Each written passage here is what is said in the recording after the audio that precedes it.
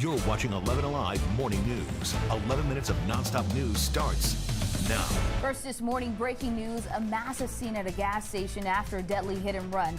We're live with the latest, newest information from police. Gwinnett County teachers want a handle on the violence in their classrooms and schools. Some even say they're calling in sick to send the district a message. Take your time wherever you're going this morning. We got dense fog out there, folks. It's going to last until 10 o'clock this morning, and then temperatures will be going up. We'll talk about that coming up. Happening right now, we are learning new information just into the newsroom where police are investigating a deadly hit and run. Yeah, this is near the BP gas station off of Sullivan Road, and this is right at the East Point Atlanta City line. Our Molly Oak, she's on the scene right now. And Molly, what are you learning? Well, we know one person is dead after a hit and run. Now, that information coming from East Point Deputy Police Chief just moments ago. We want to give you a live look at the scene. You can see police are still here. East Point Police along with Georgia State Patrol. This is again in the East Point area off Sylvan Road and Lakewood Avenue at the BP gas station. We can see caution tape surrounding the area. Crime scene unit was on scene earlier. We'll keep you updated as we continue to learn more about when this happened and what caused it to happen. But again, one person is dead after that hit and run this morning. Guys. Molly, thank you. Sticking with your 11 minutes of nonstop news this morning, a firefighter is expected to be okay after being hurt. He hurt his leg battling an overnight fire. Yeah, this happened at a house fire on Burbank Drive, just off of MLK Drive in the Hunter Hills area of Atlanta. Fire officials telling us on the scene that firefighter was hurt when he stepped into a hole and was taken to Grady. Everyone was able to get out of that house safely. Crews are still on the scene checking for hot spots and for the initial cause of that fire. Atlanta police have arrested a 15 and 16-year-old in connection to a shooting last month that left 12-year-old Zion Charles and 15-year-old Cameron Jackson dead. At least 4 other teens were hurt on the 17th Street after a fight near Atlantic Station, and police say the teens arrested admitted to being, quote, significantly involved. This morning, dozens of fed up Gwinnett County teachers say they fear for their safety, and it is leading them to call out of work. Those absences come as the school district reported an administrator was hurt trying to stop a fight, and one teacher was attacked at Discovery High School. Teachers hope these call-outs will make a strong statement to district leaders. In a statement, the school district told 11 Alive there were more than 1,000 teachers out, which it says is normal. They don't listen to us, and we know that if we make a statement like this, that it will get attention from outside the school system. And some of those calling out, and they are saying that they want the superintendent to resign, saying the district's new discipline policy is a catastrophe and has not stopped repeat acts of violence in schools. This year's historic inflation has hit everyone in the pockets, from grocery prices to gas. So today, Governor Brian Kemp will meet with lawmakers to discuss ways to put more money back into the pockets of Georgians. He, the Lieutenant Governor-elect, and House Speaker will discuss proposals for the upcoming 2023 legislative session. That was a look at your top headlines. All right, headed out this morning. Got to be aware of the fog.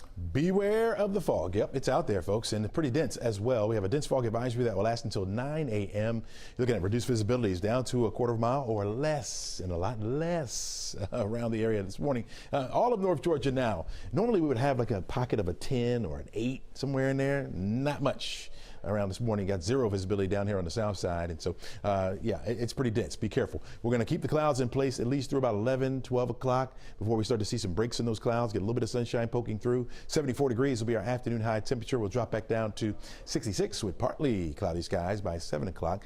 Sun sets around 5:30, and so we get a little bit of it before the sun sets on us, but we'll keep the partly cloudy skies at least through about 9, 10 o'clock before more clouds move back in. Notice the rain well up to the north of us this morning, not impeding our travels. Only the fog we have to deal with, at least for this morning. Now we are watching an area of low pressure back off to the west. Got a front that has now moved just into our northernmost counties. That front will stall and then begin to move back to the north as a warm front. But along that, we'll have these little areas of low pressure that will ride along those and will increase our chances for the rain. Got a front approaching our area again tomorrow, 40% chance for the rain on your Friday, and I think it'll be off and on through the day.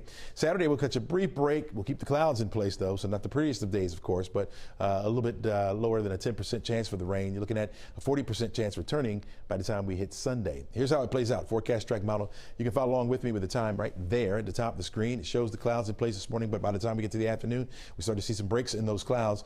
We'll hold on to partly sunny sky or partly cloudy skies at least through about 8 o'clock tonight before more of those clouds move right back in. Tomorrow morning when you wake up, we'll have the rain around.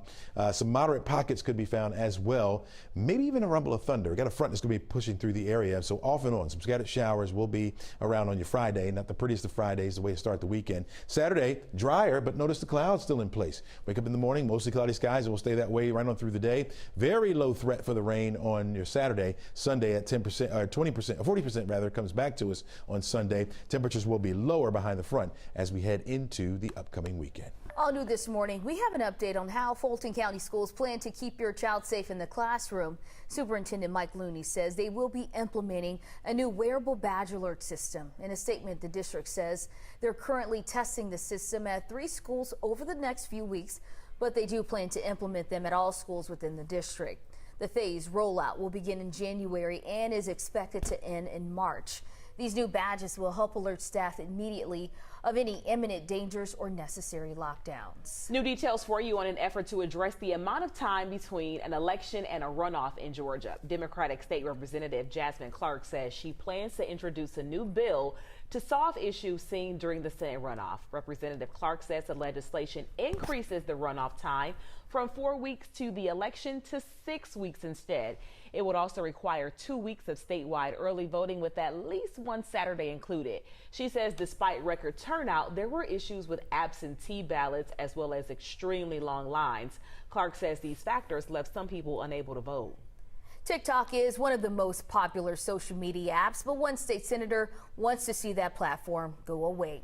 Senator Jason Anavitarti says he also wants to work with Governor Kim to create an executive order that will ban state employees from downloading TikTok on state-owned devices. The reason, he says the app is just malware from China that's being used to influence American elections. Coming up on the Today Show, the spike of flu cases here in Georgia and beyond, leading to pharmacies running low on meds. So this is our shelf for the Z-Packs, and currently this is all we have on the shelf. You're looking at about 15 patients that we can help. Coming up on the Today Show after 11 Alive Morning News, why it is now the norm and not the exception that pharmacies are running low on everything from antibiotics to over-the-counter drugs for kids. Real quick, what flavor is the soup? Ooh, chicken noodle. No, tomato. Chicken noodle. Broccoli Tomato. cheese. Ooh. Okay. Gumbo. Okay. Tomato. Yes. What? With the grilled cheese. Yes. With bacon. Ooh. I did that I'm right. hungry All right, guys, stick around. The Today Show is coming up next. Meat in that. Yeah.